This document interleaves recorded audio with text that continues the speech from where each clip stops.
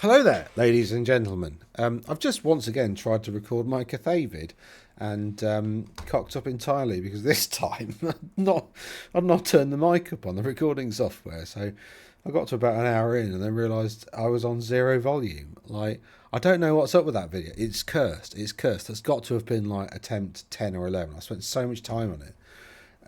Ridiculous. Anyway, let's talk about some tournaments. And Colin Goody, who I'm hopefully going to be talking to maybe a bit later on today. He's East Coast Australia, basically.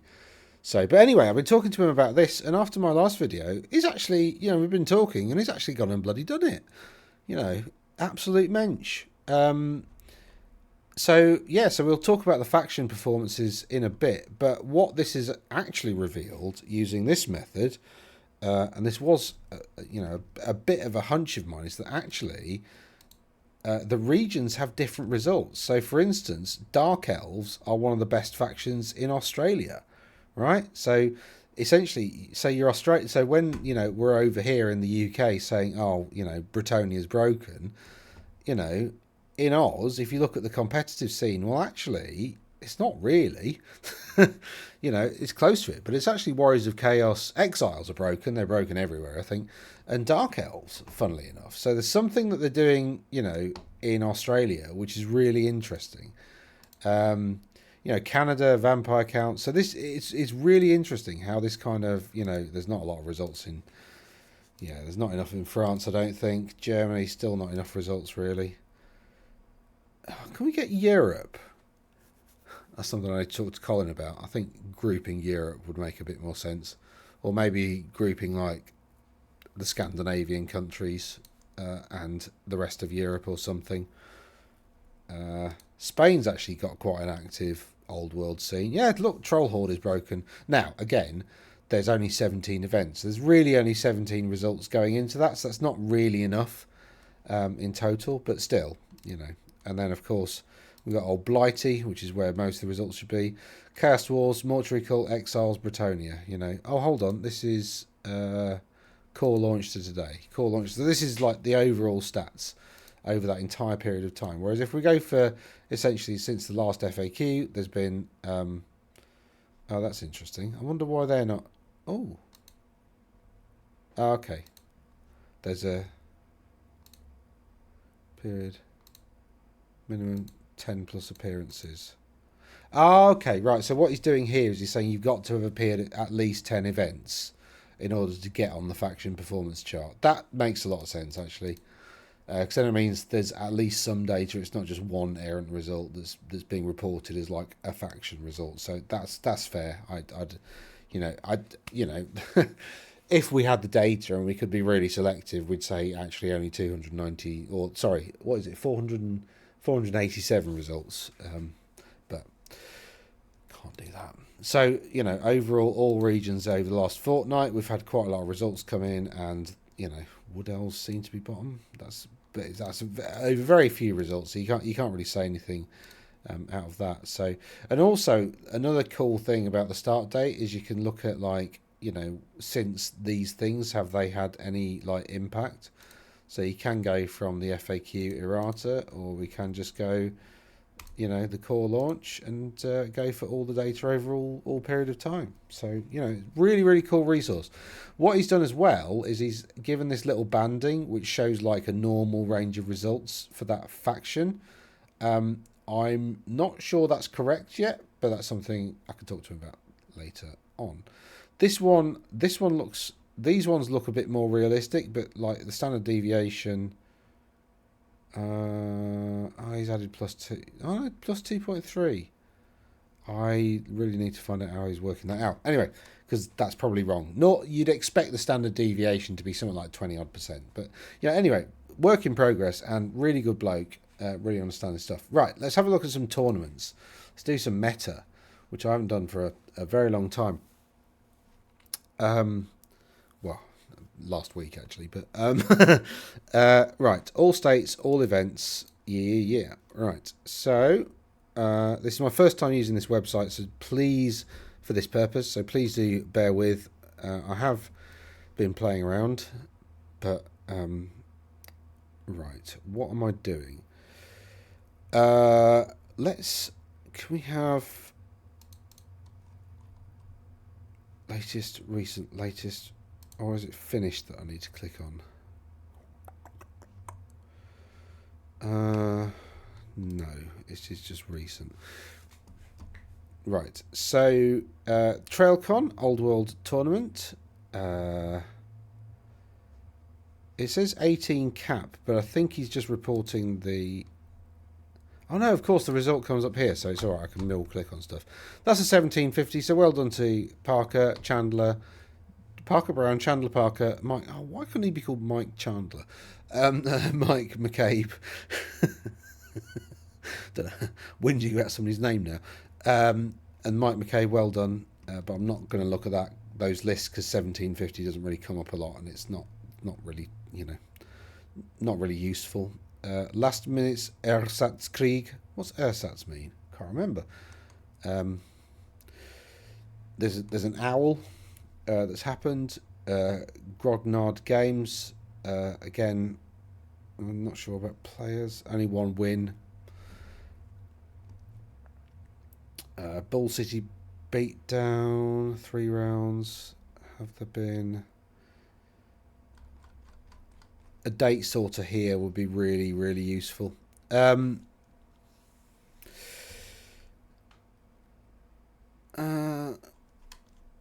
does this go back to? Just 29th of June. So basically, since the errata, we've had all of these results come in. There's not been. I thought there'd been a 5-rounder recently, or was that just Owl? I thought there'd been one. Escalation League? No, it's an Escalation League. Huh. Interesting. Right.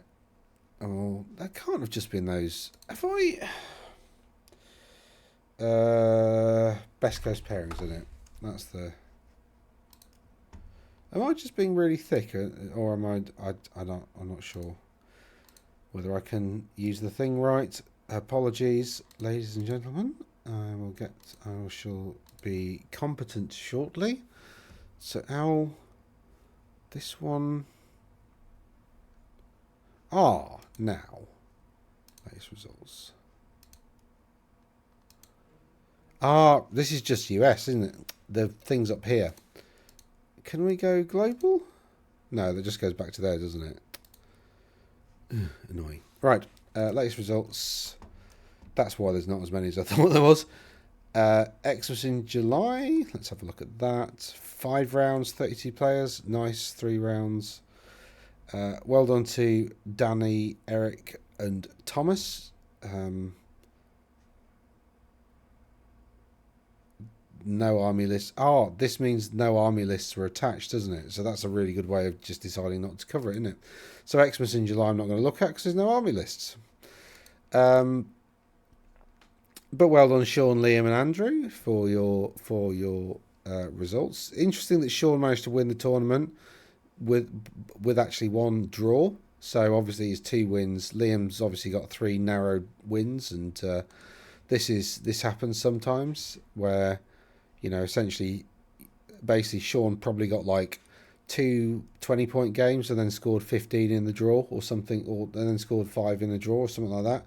Whereas Liam got like 3 wins, but they're all like 13, 14 points. So he got like 3 solid victories, but Sean tabled 2 people and still got a draw. Probably, I'd imagine, with Andrew.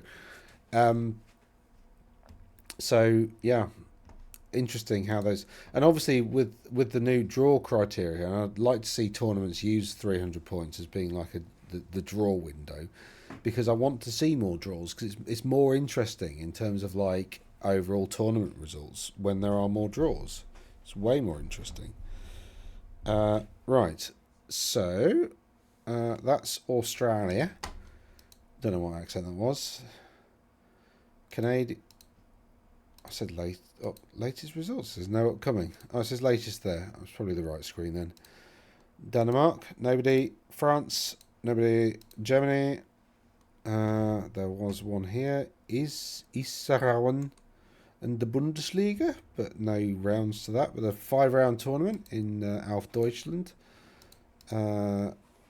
Brawl in the Manawatu. Norway 2d6 Solstice, 3 rounds. God Anderson, winning with High Elf Realms. Hopefully that's... Oh, there's no lists, so I can't comment that. Okay, cool. Oh, no, hold on. Does it have lists on that page? Roster. Checked in. Placings. God. Yeah, you can review lists. That's weird. No.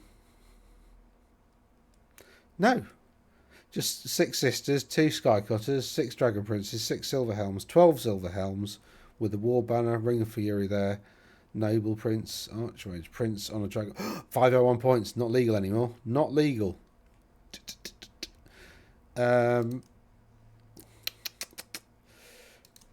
Righty ho. Right, anyway. Norvegia. Online. I don't really like online tournaments. Poland, nothing. Spain. Last weekend was the 6th, wasn't it? So we got 3 rounds there, some there, some there. Quite a lot went on over last weekend, didn't it? I might have to cut it down to Sweden. Nothing. United Kingdom. Obviously there was stuff over the last weekend. Lead the charge. War for the Old World 10. 2.6k. That's interesting. No lists here, so well done, Ollie. Naircar and Royal Hosts. I think they've got game. I think people have done them down. I think with the recent changes, actually, Setrar becomes like really, really super attractive. Actually, I think because it's not just Setrar, it's the fact that you get Tomb Guard chariots as well. So I think you've got to take a unit of normal chariots, but basically you just take 3 basic chariots, and then you can have like a big unit of like 6 Tomb Guard chariots, which are, only a handful of points more expensive than normal Tomb King's chariots, but they're like extra toughness, extra wounds, extra armor save. They're really worth the points. So,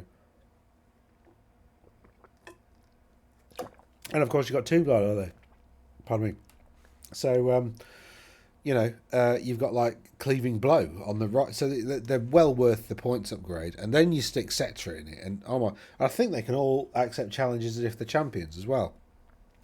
So they're just really, really strong. And then basically Settra can bring one of them back to life every turn. So they're just that's yes, you end up with about 800 points in one unit, but still, it's a really nasty unit. So, well done, Ollie, Simon, Nomadic War, and Naircar and Royal Hosts again, looking strong there, and that's just last weekend. We've got a Highland Doubles tournament, so well done to those guys who went to that. A Mustering of Arms in Leeds, at Leeds Games. Stuart Bluckle managed to win. High Elf Realms, Warriors and High Elves, so Henry Thomas and Kevin Coyles, well done to those guys. Then there's Durham GT, which I so nearly went to this one, but didn't. Bretonian Exiles with Jack Toll. Not surprised, Jack Toll is a kind of a veteran of the tournament circuit, so he's doing really well at the moment, winning with the best faction in the game, in my opinion, at the moment, so I'm really not surprised. Andy Lamb coming second there with Kingdom of Bretonia again. Q Sin, I've not seen his name very much, so that's or maybe her, I don't know, sorry. And then Attack on the Pale, David Wade, Patrick Murtaugh, and then we've got Black Country GT over here, which was Tomb Kings. Bryn went with a classic Tomb King, so that'll be interesting to look at. Let's have a look at Jack's list, and because it's likely to be very good. And then we've got United States. Oh no, I started with the United States, isn't I? Cool. So Mensual War, Lotus Julio.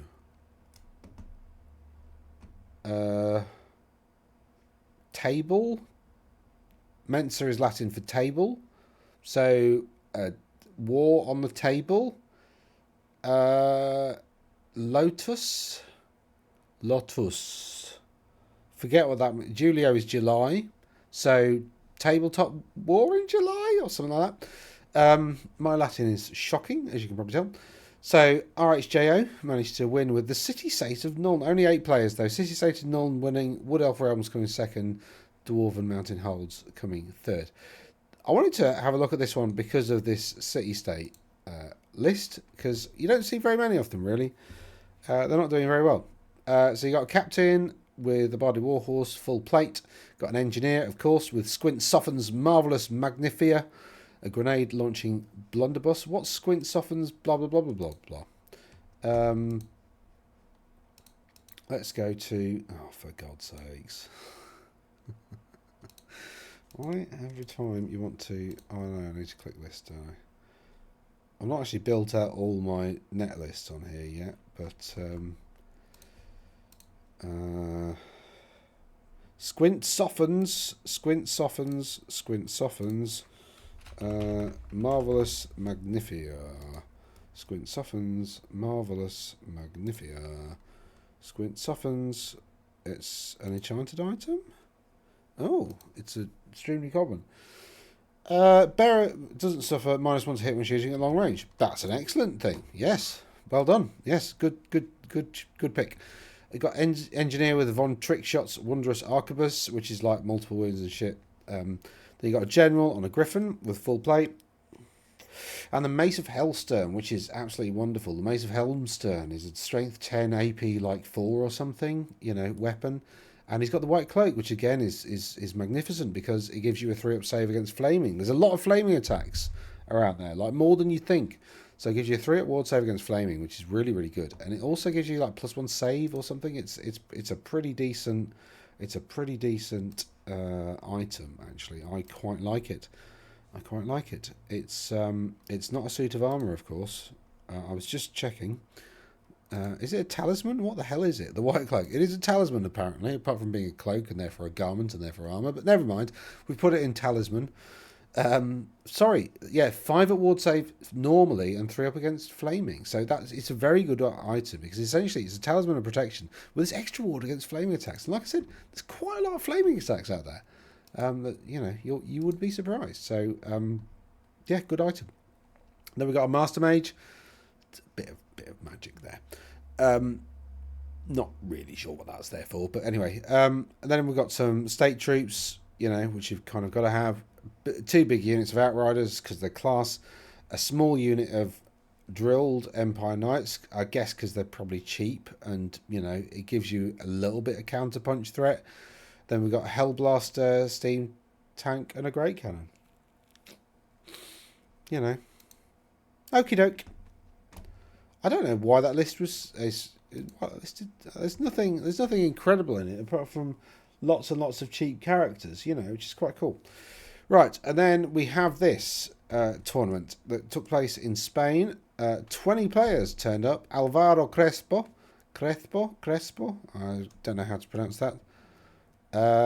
Apologies. Managed to win. Alvaro, we've seen his name. Tomas and Tristan. We've seen all of these 3 people before at the top of tournaments. I think if it's the same people. So I wouldn't imagine any of the lists would be massively surprising, but let's have a quick run through in any case. So Tristan took Tomb Kings. He took a level 3 High Priest.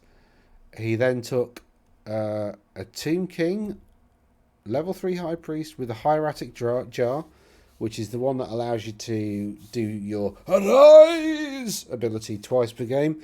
A Lore Familiar. You've got the Tomb King with a Bone Dragon, Armour of Ages, of course, Potion of Toughness. And a Talisman of Protection to give it a 5 at ward, 5 at regen. Probably 6 up armour save if it's using the Armour of Ages, but it does make you re-roll wound rolls, and it is Toughness 6, so that's pretty nasty. We've got 2 units of Skelly Bob Archers with a Master of Arrows. We've got 2 units of 5 Horse Archers. Quite a small unit of, well, I guess a medium-sized unit of Skeleton Warriors with Terror. That's what the Death Mask of Carnot does. Baron of the Desert Winds, I think, gives them reserve move, and they've got Neokar and Phalanx, which means once per game, or in fact maybe every time, they don't have to get pushed back when they lose. Again, they're unbreakable. So you've got 2 Tomb Scorpions, 2 Necrosphinx, and 6 Ushabti with blades. So not Bow Shabti, but blade Shabti this time around. You know, not a bad list. I guess he's gone Blade Shabty because like there's not a lot of combat output really. I mean the dragon does a bit, but not that much. The Necrosphinx do a bit, so having a little bit of extra punch there from the Bow Shabty is pretty good. Cool. And of course, I guess with 6 Blade Shabty, that's a lot of attacks. That's like 18 attacks coming in, so they can actually trade well in terms of wounds. And then you got Tomash, which has taken 3 Bray Shaman, 1 with a Hagtree Fetish, a Doom Bull. This is really interesting, actually, how we're seeing lots of cheap wizards instead of one big one. Because actually, maybe that's better because it gives you a bit more coverage across the table. And really, you're kind of almost picking signature spells that you want to cast. And that's kind of interesting, an interesting development as to where the list building's going at the moment. And we see this pattern happen, fairly frequently because basically a level 1 still gets +1 to cast, right? So that upgrade from a level 1 to a level 3 wizard is actually quite a lot of points from a model for each model. So it's normally like sort of 80 odd, sometimes 90 points to get that increase. Not for the Shigengan, of course. It's only 30 for them. But for everybody else, it's like 70, 90 points for all of those upgrades. So it's a big investment, whereas actually 3 small ones with like each of them with a signature spell that you want to get off, that kind of makes a bit more sense. You got the Doom Bull with a new full plate Chaos Armor, so he's got his 5 up ward and 4 up save. Gnarled Hide, which gives him +1 to his save. He's got a shield, so he's got a 2 up save. He's got the Scimitar of Skultar, no idea what that does. And the Cornucopia of Corpulence. Have I got any beasts in the Cornucopia? I don't think I've built a beast list yet, no. Beastman Brayherds. No, Beastman Brayherds.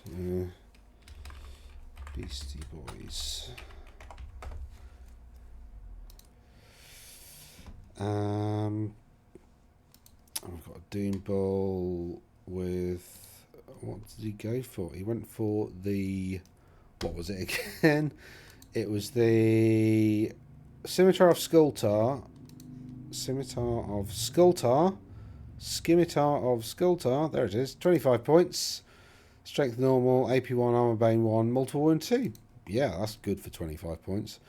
And then we've got the Cornucopia of Corpulence. Cornucopia of Corpulence, which is that. And what does that do? 5 up ward? Oh no. Take a toughness test.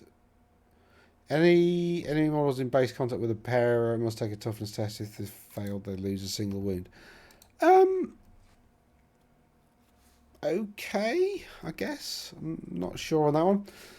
He's not got a huge base. And then we've got a Ward Gore with a Battlestar Bear and Slugskin. And then we've got a big unit of Gores for the Doom Bull and the War Gore to go in and just be a bit of a nightmare. And then a load of stuff that's going to circle around that unit and just be a pain in the arse. And 2 gigantic spawns of Nurgle because they're great. God, pardon me.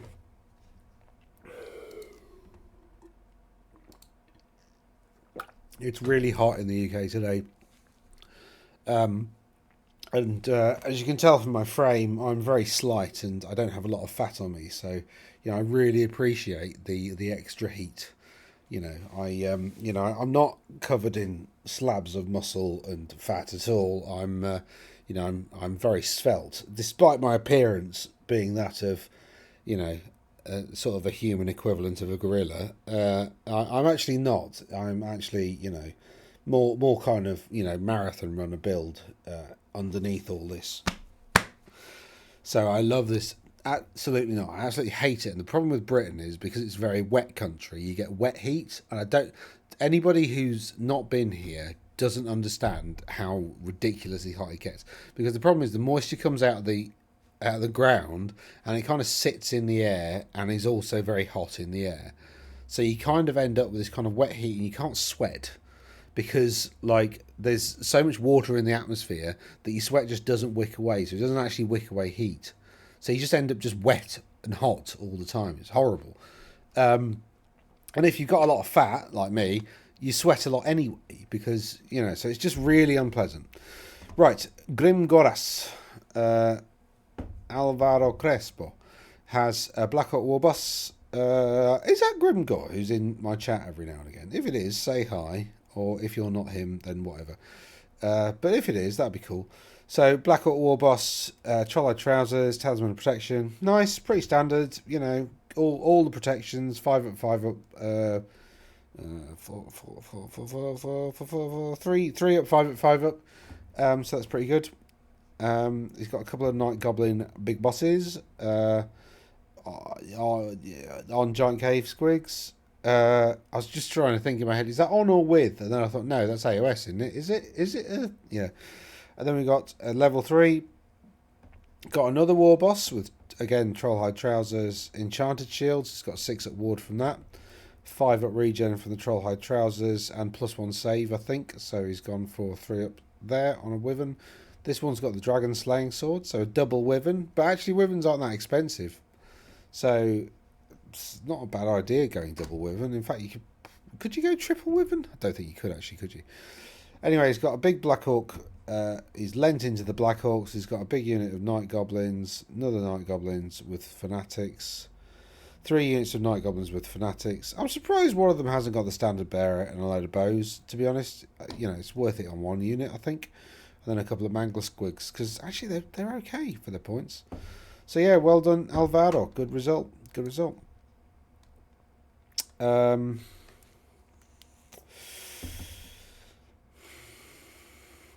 the 9th Torneo GTS BCN, apparently, which took place in Catalonia. Does it actually take you to the actual store? Oh. Has he actually... No way. Does this actually work now? Can I actually... Oh, is that it? It's in... I don't think it's in the clothing store. Could be. Oh. It's bloody recording whilst running next to a bloody bus. Stupid Uber driver. Uber. Google driver. Yeah, I can't even see anything now. Well, okay. It's around here somewhere. I quite like Barcelona. It's such an interesting city, isn't it? Like this sort of design. It's absolutely... It's breathtaking how they've managed to do it like so consistently, like across a whole city. Like it's absolutely, or across at least like a reasonably large block of the city. So you essentially got the main road coming in here, but somehow they've managed to preserve this kind of this. I think maybe the structure started down here because it's sort of, it looks like it's breaking down here, but then you've got like really interesting blocks like this one, which just are different for some reason, and it's just, I love looking at cities from the air. They're just so interesting how like everything gets organised. You know, you imagine though, like there was like a sort of a town here, and a town here, and a town here, and then this bit they decided to build that all at once at one point, and it's just all super high density, but actually still reasonably decent quality property. So, anyway. That's for my City Skylines channel, which I have yet to start. Jordi Garcia, Vampire Counts, winning this one. Well done, Jordi. Oriol Magriña Palau, maybe, came second, and Juan Miguel Lafuente, maybe, came third with Lisbon. Lisbon coming third is interesting. Vampire Counts coming second is interesting. Also, Goblins coming second is interesting. Vampire Counts winning is also interesting. So Lisbon that came third. Now Lisbon are having a real tough time in the meta at the moment, so it's good to see them doing well.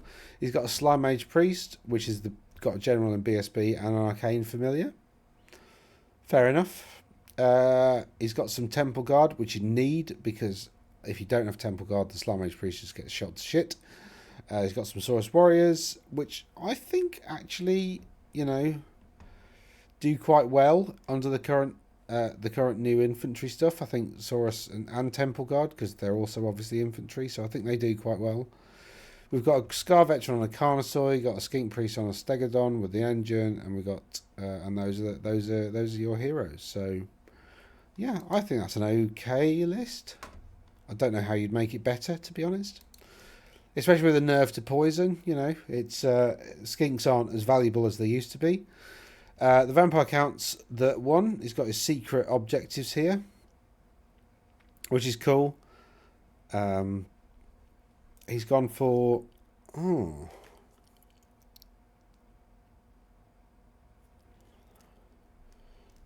okay, Master Necromancer. One of them has a Mortis engine. Stuff of Scepter of Denaro. Spell familiar, Mortis engine on this one. 2 White Lords for some reason. A couple of Team Banshees. Kurgosh. Hex Wraiths. I think Hex Wraiths are pretty good. So, yeah, interesting. 2 big units of Skeleton Warriors. One with the War banner, one with the banner of Drakenhof, which makes their regen a 5-up instead of a 6-up, which is pretty good. It also, the other thing is, if you put a White Lord has a 5-up regen, so if you put a White Lord in that unit, the banner makes their regen a 4-up, which is, you know, really good. So that's pretty cool. Well done, Jordi. Sorry, I don't know how to pronounce that. Oriol, who came second with Orcs and Goblins. Well done, congrats. Has a Black Hawk War Boss. Pretty standard stuff, really. You got a level 3 and a level 1, which again is quite interesting to see that kind of split happen a bit more often now. Yeah, and he's gone for captured colours. Then we've got Lead the Charge, Warhammer the Old World, 2,000 point tournaments. Tom Goldman won with the Warriors of Chaos. So congratulations to Tom. Absolutely barnstormed it. Look at those points, 6,000 points. Massively above everybody else. Sorcerer Lord, level 3. Aspiring Champion, BSP. Chaos are pretty cool in that you can have an Exalted Champion or an Aspiring Champion, and neither of them can be a BSP. So actually your Exalted Champion is in most cases equivalent to most other factions' lord level combat characters. So apart from Cathay, of course. So he's pretty cool to upgrade to a BSP, but he's gone for the the cheap one.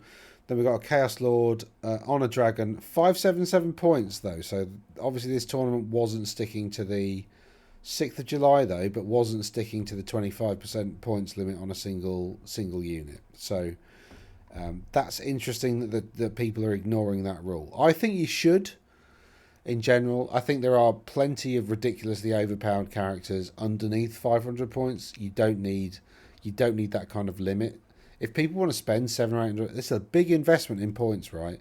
If you spend half your points right on one character, you know your opponent can kill the rest of the army and ignore that one character, or just keep feeding it chaff. Do you know what I mean? So if you've got enough chaff, you can just feed it like 300 or 400 points of your units over the course of a game, and then focus your cool stuff on eliminating the rest of their army, which it will obviously win because, you know, you've got like 1,600 points against their essentially 1,000 that remains. So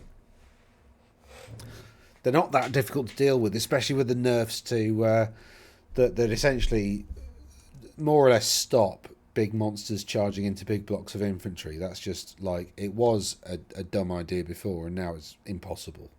So don't do it.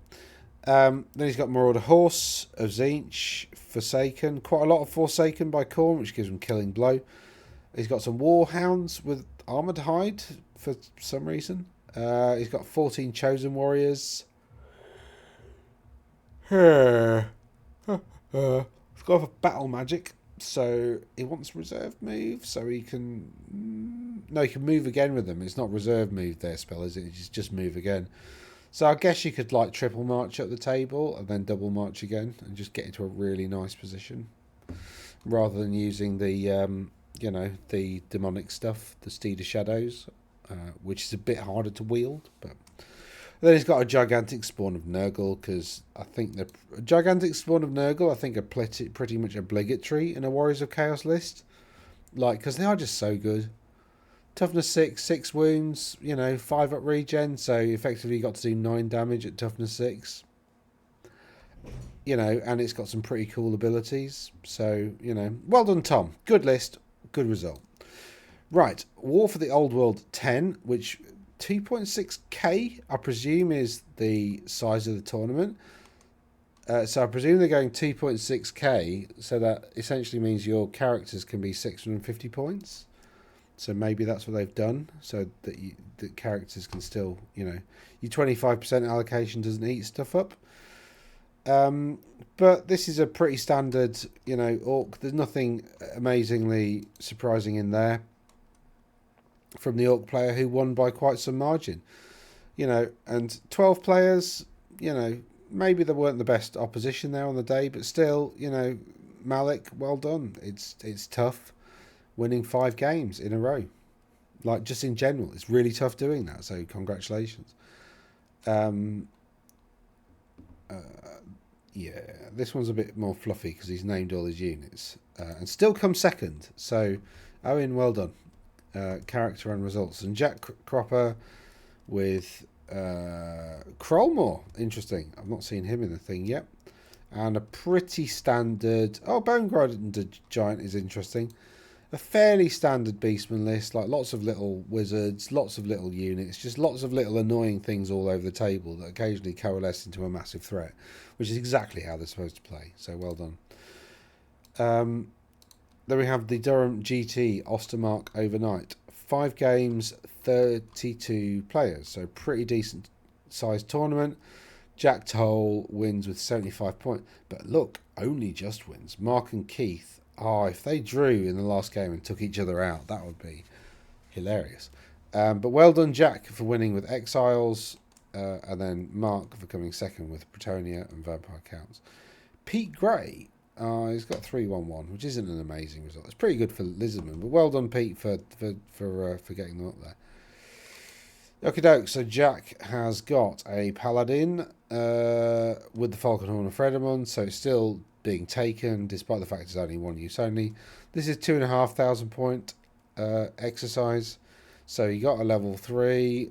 Yeah, it is as I suspected. Basically, Bretonnia have to do nothing about the FAQ. We've got Green Knight and Duke with the usual stuff, and a Baron with the usual stuff, and a Prophetess with the Falconhorn. That's where the Falconhorn is. We've got some Knights of the Realm of Foot, which are okay. They're not the best, though. They're quite expensive. And some Pegasus Knights still ruling the roost, pun intended. And then we've got this Vampire Counts list, which is, again, a pretty standard. Loads and loads of screams. Real horrible to come up against. Cool, so that's that. Then we have the Black Country GT2, where Bryn, Owen, this is a 5-game tournament. Again, 36 players, so still decent size. Bryn, Owen Conway managed to take home the win, but only by 1 point. Look at how close that was between Bryn and Jake. Amazing.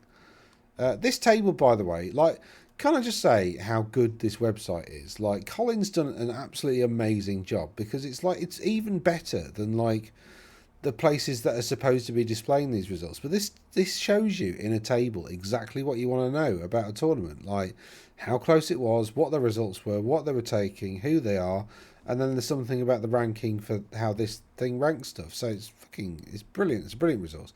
Anyway, Bryn has got Prince Apophis. Big unit Skeleton Warriors with Terror.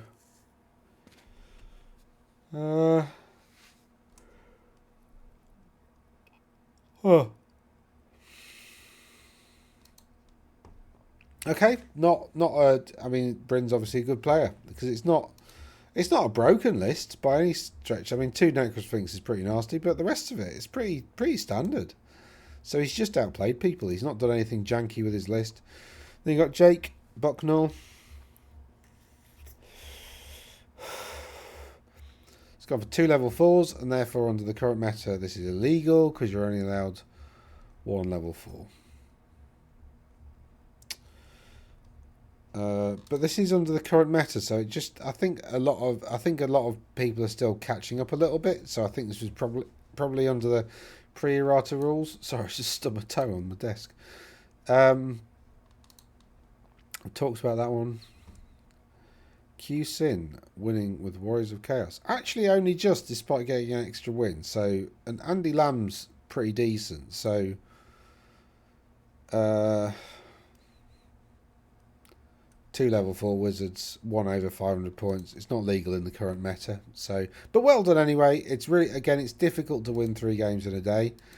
Like, so hats off to that. You know, I've not done that very often at all. So, you know, well done. I don't know why I said it like that. Winter is coming, apparently. According to Kingaroy, Queensland. I guess Australia is gearing up for winter now, isn't it? Well, what they call winter. Look at this. Look at this. A tie at the top. 81 points each.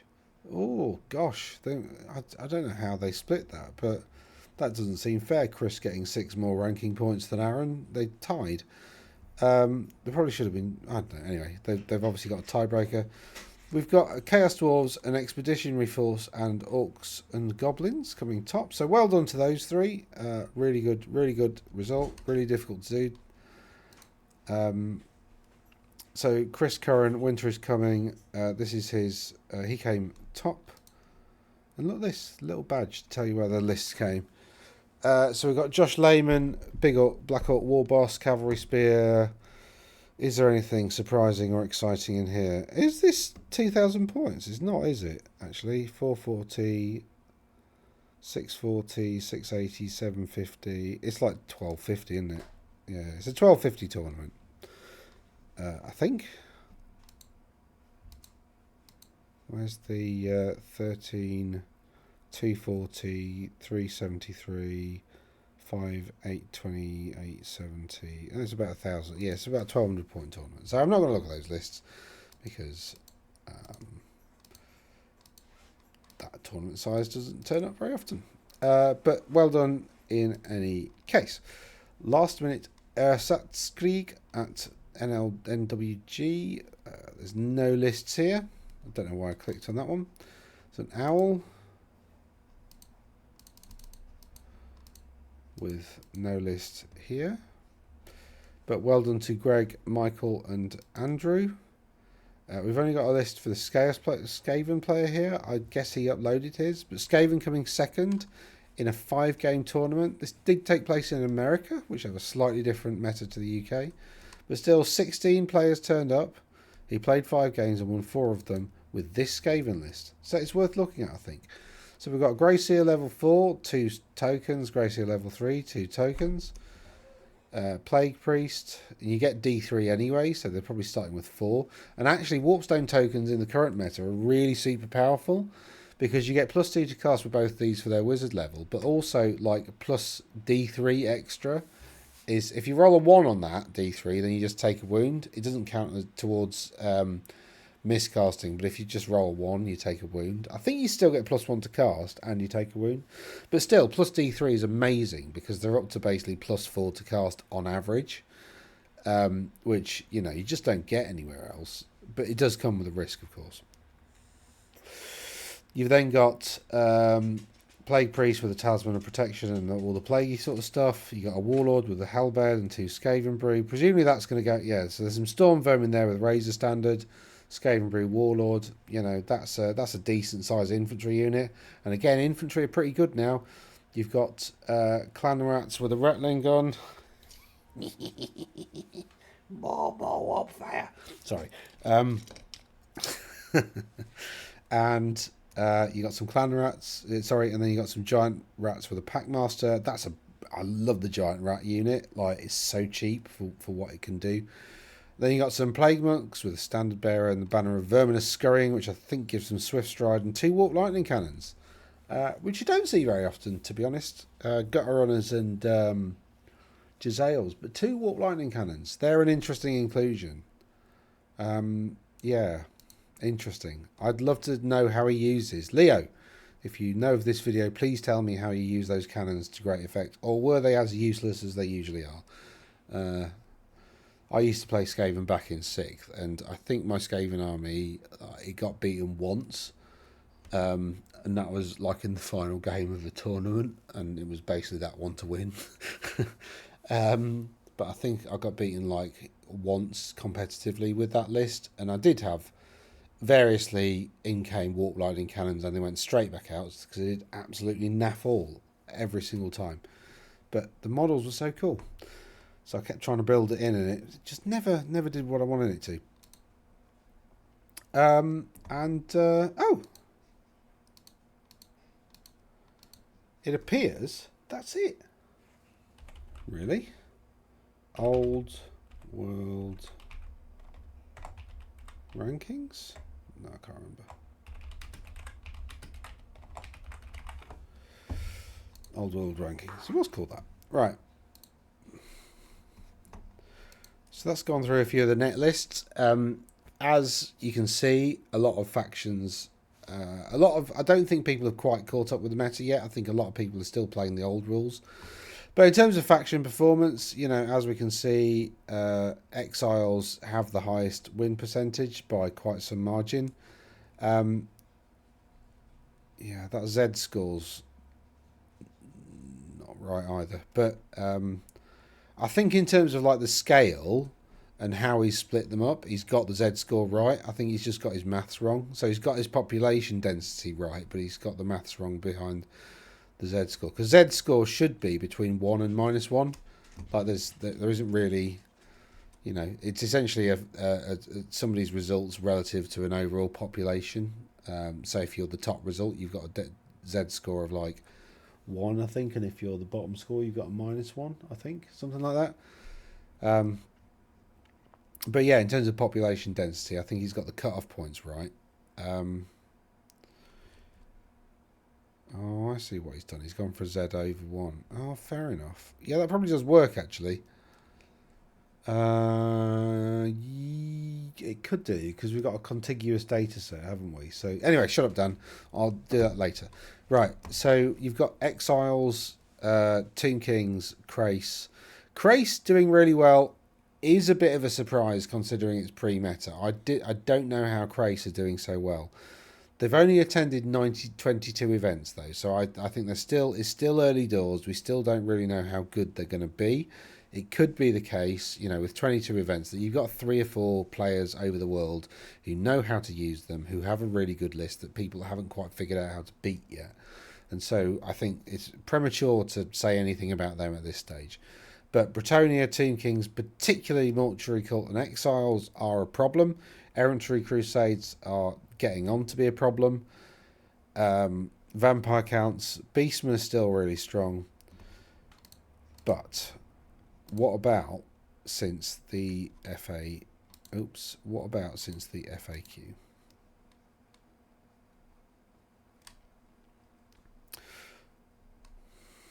Unsurprising. What about, actually, let's have a look at how the errata, because if we go for the FAQ called V1.3, and then we go to the FAQ there.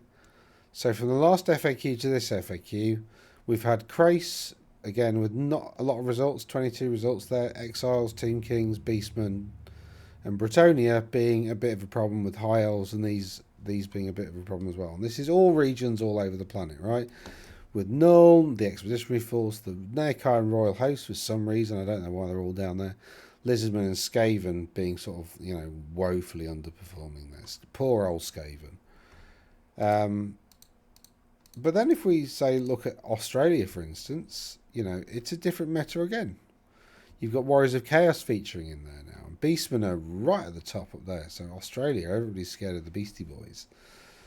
You know, whereas then you look at like the UK, well, that's quite similar to the overall global. And, you know, Heralds of Darkness, though, turning up. Again, only 12 events, so limited data. And a lot of that is a couple of players who've taken them and are very good with them.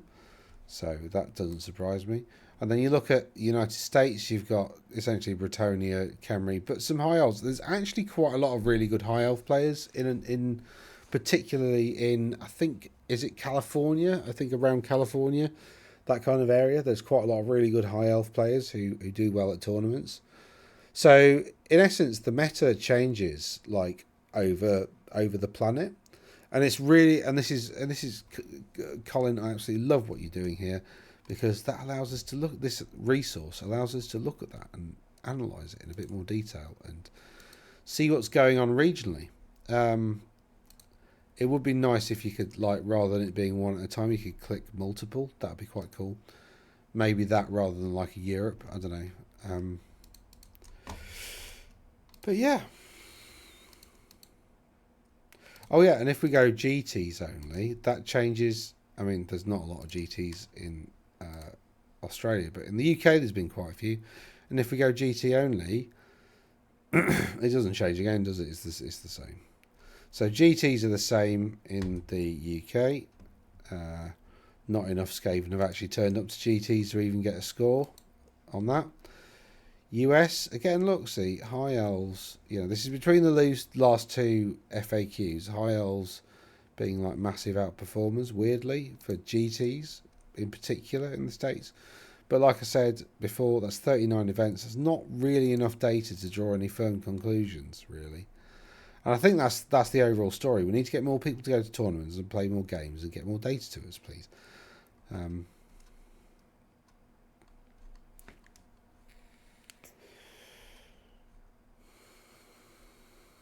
Yeah, I think that's it, isn't it?